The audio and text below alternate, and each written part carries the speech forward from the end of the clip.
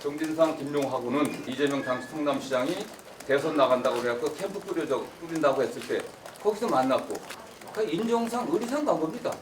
그래서 그것도 김용 부원장은 작년 12월에 하고 2달 전입니다. 문제가 됐다면 그때 문제 삼아야죠.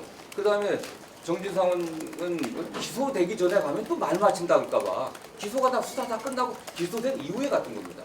설 전이기도 해서 그때 갔던 거예요. 제가 회유하거나 할 그런 관계가 아니죠. 정치를 같이 해왔기 때문에 같이 고생했기 때문에 사람들이 거의 안 가. 아무도 면회 안 간다고 해. 인정상 의리상 가서 덕담해 준 거예요. 그런데 이런 사담을 갖다가 그걸 언론에다 유출해갖고 하는 이게 검찰의 저희가 뭐냐면 지금 사적 대화들까지 녹음해갖고 유출해갖고 정치적 공세에 어떤 자료를 쓰려고 하는 이런 행태는 진짜 범죄적 행위라고 생각합니다. 검찰이 자신 있으면 그거 전체 그 메모해놓은 거 다 그대로 내놓으면은 아 이게 어떤 맥락에서 한 건지가 나오지 않겠습니까? 그걸 지금 와갖고 뛰어난 거에 부분만을 뽑아갖고 한 두세 군데 뽑아갖고 정소가 마치 무슨 증거를 인멸하고 회유하려고 했던 게 아니냐. 이 저희가 뭐겠습니까 사실.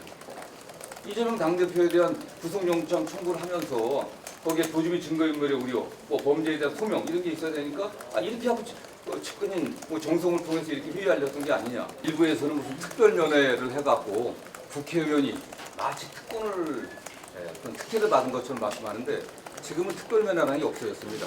장소 변경 접견인데요. 일반인도 가능합니다.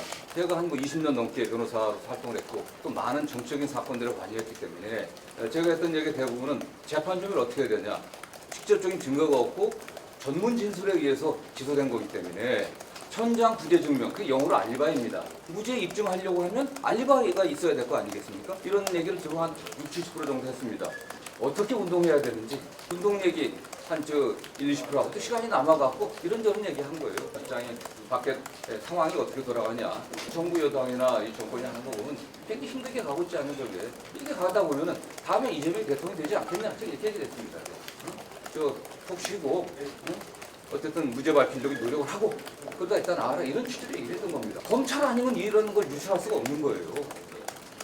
이게 공무상 취득한 비밀 아닙니까? 과거 박정희 대통령 시대로 돌아가고 있는 거 아니겠습니까? 어떤 말을 해도 그것이 안기부에서 녹음해갖고 기소한 것처럼 막걸리 국가보안법이라고 제가 얘기했습니다.